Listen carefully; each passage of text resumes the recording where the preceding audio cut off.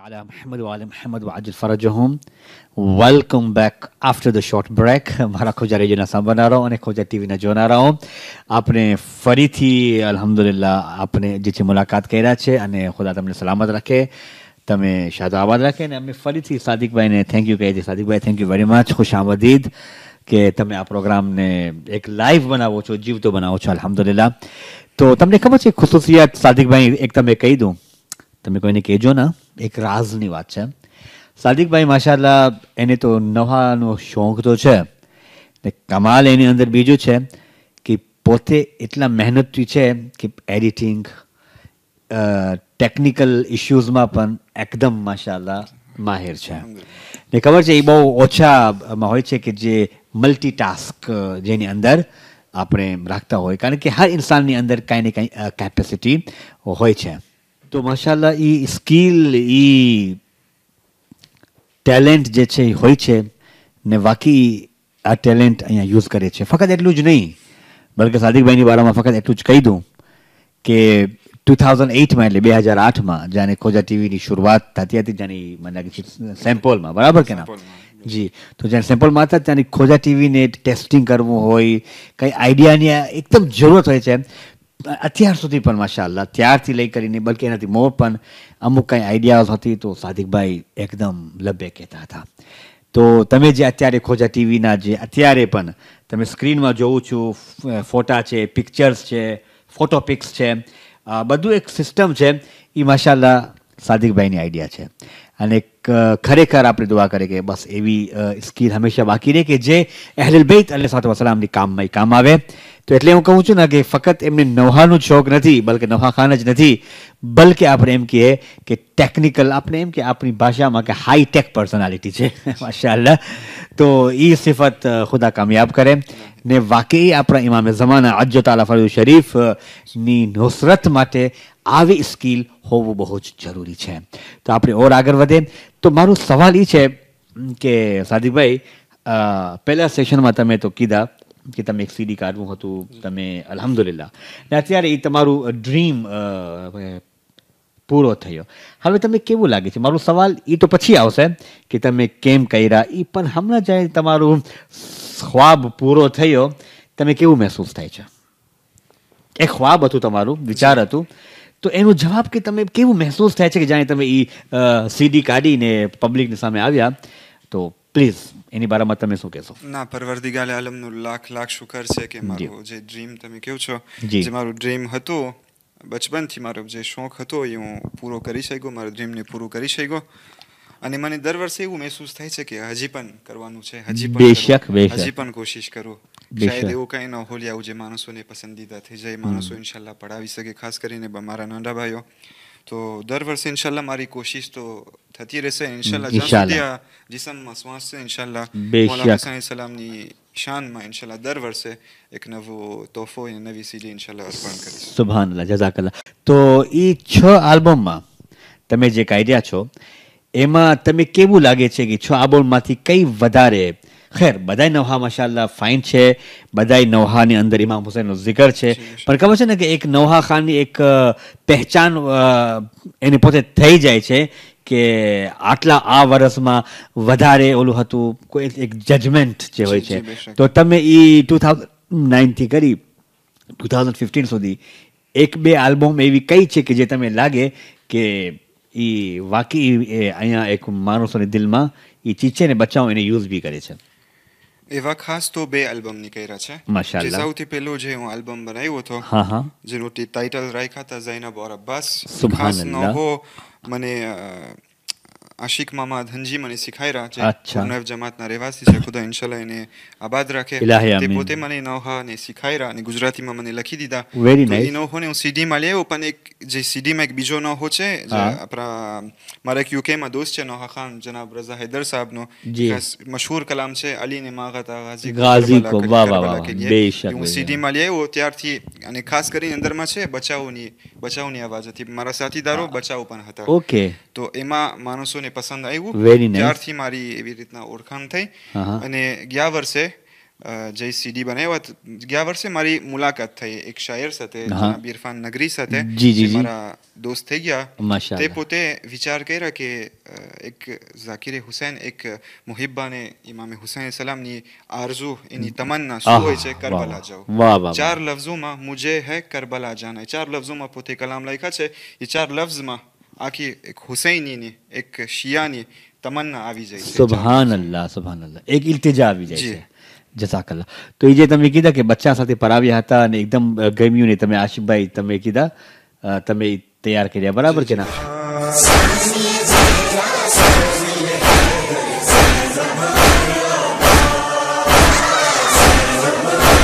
માશાઅલ્લાહ સાદિકભાઈ જઝાકલ્લાહ તમારા આ જે આશિકભાઈ ખુદા એમને ઇન્શાલ્લાહ હમણાં આશિકભાઈ પણ એ સાંભળશે મને લાગે છે એકદમ પોતે પર રાજી થશે કારણ કે એક જાતનું સવાબે જારિયા છે જેવી રીતે તમને શરૂમાં તમે વાત કર્યા ને કે તમારા મરહુમ નાનાજી માટે કે એનું ખ્વાબ હતું ને આજે એમનું ખ્વાબ પૂરો થાય છે તો આશિકભાઈ પણ જઝાકલ્લાહ અલ્લાહ તમને સલામત રાખે કે એમ તમારા સ્ટાઇલથી એમને શોખ પેદા થયો કે સારી વસ્તુ છે કે જે ફેલાવવું જોઈએ તો જનાબે ઝૈનબના હવાલાથી અને મૌલા ગાઝી અબ્બાસના હવાલાથી જે વાત કર્યા તો મને પણ એક થયું કે અમુક પંક્તિઓ તમારી ખિદમતમાં હું પેશ કરું કે મતાએ હક્કો સદાકત હૈ ઝૈનબ व अब्बास मताए हक्को सदाकत है ज़ैनब व अब्बास हर एक सदी की ज़रूरत है ज़ैनब व अब्बास इधर अलम का फरेरा उधर रिदाए बतूल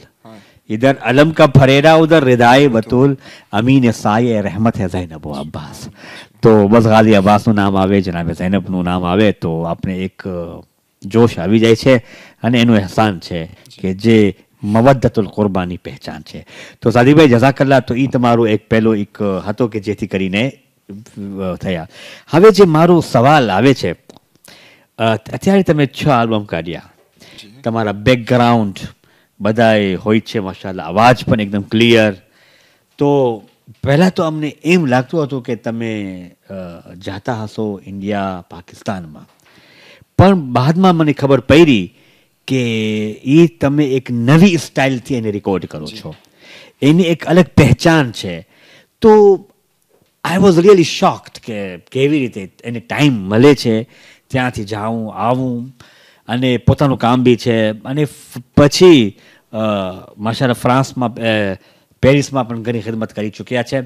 તો એ બધું તમે કેમ કવર કરો છો જરાક તમે એની ડિટેલમાં અંદર પ્લીઝ બયાન કરો તો જી જેવી રીતના તમે કહી ગયા હું મારી આલ્બમ વાસ્તે ઇન્ડિયા કે પાકિસ્તાન નથી જતો હું જે દેશમાં હોય છે ત્યાંથી જ આલ્બમની બનાવટ હોય છે જ્યારે અમે પેરિસ હતા જી જી ત્યારથી પેરિસમાં હતો ત્યારથી પેલું આલ્બમ બનાવવામાં આવ્યું તો જ્યારે હું રેયુનિયન આઇલેન્ડ શિફ્ટ થયો ને ત્યારે સૌથી પહેલા ડર મને એ હતો કે આલ્બમ કેવી રીતના બનાવીશ એવા અમારી પેરિસમાં જમાતમાં મીડિયા લાઇબ્રેરી હતી જ્યાં પણ હું માઇક લઈ મારું પોતાનું એક માઇક ખરીદ્યો છે એનાથી રેકોર્ડિંગ સેશન કરું છું તો મને એ ડર હતું કે રેયુનિયન આવીને કેવી રીતના થશે તો અલ્હમ્દુલિલ્લાહ સલીમભાઈ તેમજ ખોજાતી સારા બધા હોદ્દેદારો આવી અને એ લોકો મારી હેલ્પ કર્યા અને અહીંયા જ ઓફિસમાં આવીને રેકોર્ડિંગ સેશન કર્યા હતા અરે વાહ વાહ વાહ તો એ સીડી માટે સીડીની બનાવટ વાસ્તે અમુક ટાઈમ તો લાગી જતું હોય પણ બનાવવું એકદમ અઘરી ચીજ એકદમ સિમ્પલ છે અચ્છા મારી ખુદની વોકલ રેકોર્ડ કરી અને પછી પાકિસ્તાન મોકલાવું છું પાકિસ્તાનમાં એવા મિક્સિંગ થાય જે મારા સાથીદારો હોય એ લોકોનો અવાજ નાખવામાં આવે એ લોકો મને સાથ દે સાથે સાથે એ લોકો મારા નોહાનો સાંભળી અને એ લોકો એવી રીતના જ પડે અને તે પછી એવા મિક્સિંગ થાય ને પૂરી સીધે તૈયાર થઈને આપણી શહેરમાં આવતી હોય પછી ઓકે તો એ તમે બધું અહીંયા જ કરો છો પણ આની જાણે તમે અશાર એટલે શાયરના જાણે કલામ આવી જાય તો એ ટ્યુનિંગ જે હોય છે એ તમે પોતે ટ્યુન ગોતો છો યા ટ્યુનિંગ તમે પોતે રેડીમેડ મળે એ રાગ તમે પોતે ગોતો છો કે રાગ તમે પોતે તૈયાર મળે છે કેવી રીતે કરો એમાં 3 એક્ઝામ્પલ છે અચ્છા મને જેવી રીતના કેટલા આપણા ભાઈઓ મને કીધા જેવી રીતના તમે જે અસલી જે નોહા હોય છે તમે પડાવો છો સીડીમાં તમે એ સિલસિલાને હંમેશા જાળી રાખજો તો જે અસલી આપણા નોહા હોય છે તેમાં તો ટ્યુન ઢૂંઢવાની ગોતવાની જરૂર નથી એ લોકો હોય છે ઓરિજિનલ હોય છે તે પછી એક બીજી સાઈડ હોય કે જે ટ્યુન ઓલરેડી મારા પાસે હોય એની ટ્યુન મારી મગજમાં હોય કે એનું રાગ મારી મગજમાં હોય તે પ્રમાણે પછી શાયર મનકબત લખે કસીદો લખે યા નોહો લખે કલામ લખે યા એક ત્રીજો એક્ઝામ્પલ કે મને કલામ આવી જાય પછી એ પ્રમાણે હું પછી રાગ ટ્યુન એનું ગોતું અચ્છા વેરી ઇન્ટરેસ્ટિંગ અને બહુ ઇન્ટરેસ્ટિંગ વસ્તુ છે ને જે તમે હમણાં કીધા ને કે જૂના નવાબ આપણા બુઝુર્ગો પડી ચૂક્યા છે ને એને તમે જીવતો રાખવાની માશાલ્લાહ કોશિશ કરો છો. એ એક સારી વસ્તુ છે કારણ કે કહે છે ને कि जिस चीज़ को महफूज रखेंगे वो हिफाजत में होगी. તો એ ચીજને આપણે આજકાલ હિફાજતમાં રાખવાની જરૂર પડશે ને જેવી રીતે તમે કહેરા તો એ તમે કેટલું ટાઈમ લાગે છે એ બધું એક્ઝામ્પલ એક સીડી તૈયાર કરવા એમાં ઓછામાં ઓછા એક 5-6 ટન હશે બરાબર કે ના તો ઇટ ડિપેન્ડ્સ સીડીની તૈયારી માટે જે પહેલી સીડી થઈ એમાં એકદમ વાર લાગી હતી કારણ કે અમને 3-4-5 ફેરા પાછું વોકલની રેકોર્ડિંગ સેશન કરવી ખપી હતી કારણ કે મારા પાસે ટાઈમે મટીરિયલ્સ એવા નહોતા કે ક્લિમને પાછું કરવું ખપતું તો એમાં વધારે વાર લાગી પણ આ વર્ષે પણ તમને એક્ઝામ્પલ દઈ શકું અશરે ઝૈનબિયા પછી ઇરફાનભાઈ નગરી સાથે જે શાયર છે અને ડાયરેક્ટર પણ છે સીડી જે બનાવે છે તો એના સાથે અમે પ્રોગ્રામ કર્યા કે ભેગા થયા અમે ઇન્ટરનેટ પર એ વાતો કરતા હોય અને પછી પ્રોજેક્ટ શરૂ કરે કે અમને સીડી બનાવી છે ક્યાં ક્યાં કલામ આપણે ગોતે પછી શાયરોને કોન્ટેક્ટ કરે પછી કલામ લખાવે બેશક યા અશરફ ઝૈનબિયાથી શરૂ કર્યા આ મુહર્રમના 1 મહિના પહેલા ખતમ થયો. મોહરમ પહેલા હા ઓકે ખાસ બધું સાથે કરીને એટલે મિક્સિંગ બધું અને સીડી ની પ્રિન્ટિંગ પણ બધું હોય છે એમાં વાર તો લાગી જાય ને પછી ઇન્શાલ્લાહ વિડિયો એડિટિંગ પણ અમે કર્યા માશાલ્લાહ એમાં પણ અમને 2 કે 3 મહિના લાગ્યા. અચ્છા ઇન્શાલ્લાહ તમે પણ છેટ સુધી આ પ્રોગ્રામને તમે સાંભળો છો અને આ પ્રોગ્રામને તમે એપ્રિશિએટ કરો છો કારણ કે આપણા કોમના નૌજવાનોમાંથી એક નૌજવાન છે અને આપણે એના હકમાં દુઆ કરીએ કે પાક પરવરદિગાર અલ્લાહ એમની મહેનતને ઓર કામયાબી કરે અને એવી જ રીતે અહલુલ બેતના મકસદને પૈગામને આગળ પહોંચાડે કારણ કે ઇમામ મોહમ્મદે બાકિર અલૈહિસ્સલામ પોતે ફરમાવે છે કે અમે સલામ કરે છે કે જે અમારા ઉમૂરને જીવતો કરે છે. તો એ એક તબલીગ છે માશાલ્લાહ અને એ તબલીગ ખુદા તૌફીકાતમાં વધારો કરે. સાદિકભાઈ તો સાદિકભાઈ અત્યાર સુધી અમે આવ્યા અને ફરીથી હું તમને ખોજા ટીવીમાં સ્વાગત કરું છું વેલકમ કહું છું કે તમે આવ્યા અને તમારો કિંમતી ટાઈમ આપ્યા. અમે અલ્હમ્દુલિલ્લાહ ઘણા સવાલો તમે પૂછ્યા કર્યો તમે બહુ હેરાન કર્યો ડોન્ટ વરી પણ હજુ સુધી મને એક આદત છે કે કારણ કે તમારા જેવા હસતા ચહેરા મુસ્કરાટને જોઈ કરીને મને એકદમ મારી બેટરી પણ ચાર્જ થઈ જાય છે ને મને પણ ખબર છે કે વધારે પૂછા કરું જેથી કરીને આપણો ઓડિયન્સને પણ કાંઈ જાણકારી મળે. તો સાદિકભાઈ આપણું એ એક લાસ્ટ સેશન છે વધારે નહીં કરે હેરાન ન થજો બીજો ચોથો સેશન તમારું નહીં લઉં પણ એક મારી ખાસ માંગણી છે કે લાસ્ટ સેશનમાં મને તમે એ કહો કે આ બધું તમે કરો છો આપણી કોમ વાસ્તે બરાબર કે ના અને એક અહેલ બેતનો પેગામ પહોંચે એક ઇમામ હુસૈનનું પ્રોપગેશન થાય પણ હવે મારું સવાલ એ છે કે તમે આપણા કોમના જે નવયુવાનો છે યા તો અમે એમ કહીએ કે એ લોકો હમણાં ઉગે છે અને એ લોકો પરવા માને છે કારણ કે એમાં ખબર છે ઉત્તેજનની જરૂર પડે છે હિંમતની જરૂર પડે છે તો એની અંદર એ લોકોને શું પૈગામ તમે આપવા માંગો છો અને તમારું શું એ લોકોની બારામાં વિચાર છે પ્રોગ્રામ છે કે એ લોકોને તમે કેમ કરતા તમે એ લોકોની ઉપર લાવી શકો છો આપણી રીતે કરીને આપણે કોમની અંદર એક હું એઝ એડવાઇસ તરીકેથી બયાન કરું છું તમે એની અંદર કેટલું કોન્ટ્રીબ્યુશન આપી શકો છો દેટ ઇઝ વેરી ઇમ્પોર્ટન્ટ. હું છે કોશિશ કરવા માંગુ છું કે આપણા જે હું રેન્યુમાં અલ્હમ્દુલિલ્લાહ હમણાં સુધી આવ્યો છે ત્યારથી 4 જમાતોમાં જઈ ચૂક્યો છું ને 4 જમાતોમાં જોયો છે કે બચ્ચાઓ જે પણ ઉંમર હોય તેનાથી પણ નાના સાવ નાના બચ્ચાઓ પણ પઢાવતા હોય છે માશાલ્લાહ વેરી ગુડ એ લોકોને ઓર કામયાબીને તો એ લોકો વાસ્તે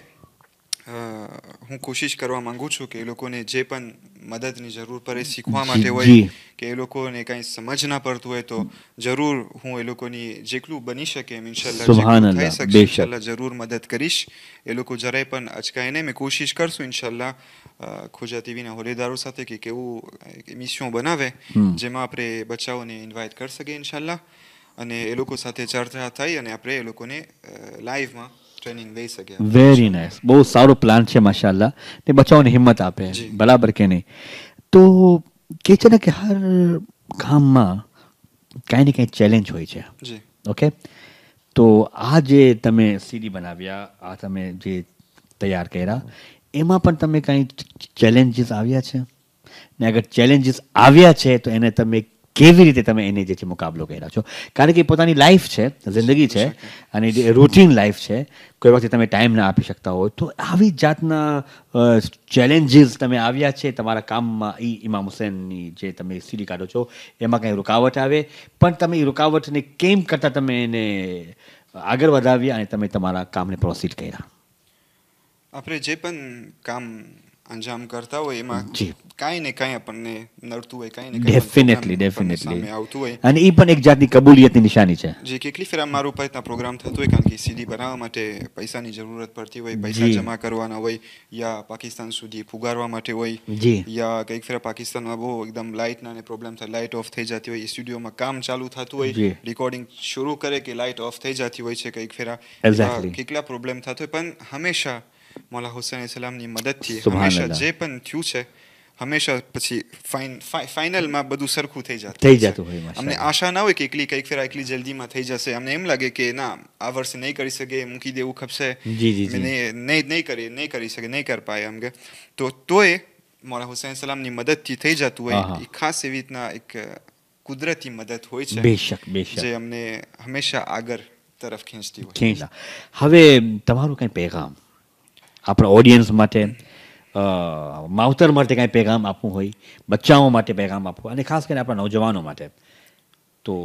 મારો એક ખાસ પેગામ છે. મને એ સવાલ કેટલી ફેરા પૂછવામાં આવ્યું છે, મને કહેવામાં આવ્યું કે તમે માશાલ્લાહ નોહા ખાન છો, મદાહેલે બેટ છો, તમે મરસિયા પરાવો છો. હું ઓલરેડી પ્રાઇવેટમાં જે ઘરે મજાલીસ થતી હોય મજાલીસ પણ પરાવી ચૂક્યો છું. તો મને કહે છે તમે કેવી રીતના, તમને હિંમત કેવી રીતના આવતી હોય. બેશક. અને એક ભાઈનો સવાલ હતો કે મારો એક નાનો ફરજંદ છે, તે 5 કે 6 વર્ષનો છે, પોતે એને પડાવું છે પણ એમાં હિંમત નથી આવતી, કેવી રીતના સ્ટાર્ટ કરું. તો એ નાના બચ્ચા માટે તેમજ હરેક માવિત્રો કેમ હોય કે બુઝુર્ગો કેમ હોય, જેને પણ zikre હુસૈન કરવું હોય, એ લોકોની ઝહનમાં બસ એક ચીજ યાદ રાખવાની કે આપણે કેના માટે પડે છે, ડેફિનેટલી આપણા સામે કોણ છે. એમ ના વિચારવાનું કે આપણા સામે 5,000નો મજમો છે કે 10 જણા કે 1000 માણસનો મજમો છે. એમ યાદ રાખવું કે આપણા સામે બીબી ફાતિમા ઝહરા સલામુલ્લાહ અલૈહા મોજૂદ છે. અને આપણે એક ચીજ જોઈ શકીએ કે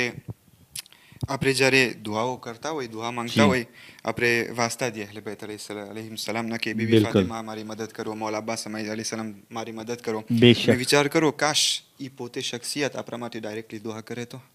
તમે વિચાર કરો, તમને એક દાખલો દઉં કે આપણે કંઈ પડાવતા હોય, મૌલા હુસૈન સલામની મુસીબતને યાદ કરતા હોય ને, વિચાર કરો, ઇમેજિન કરો કે બીબી ફાતિમા ઝહરા સલામુલ્લાહ અલૈહા સામેથી આપણને દુઆ દે તો